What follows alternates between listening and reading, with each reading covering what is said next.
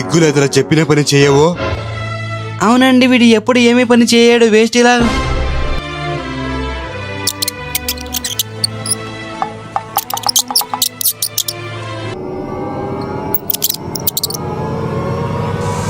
ఆపుతారా?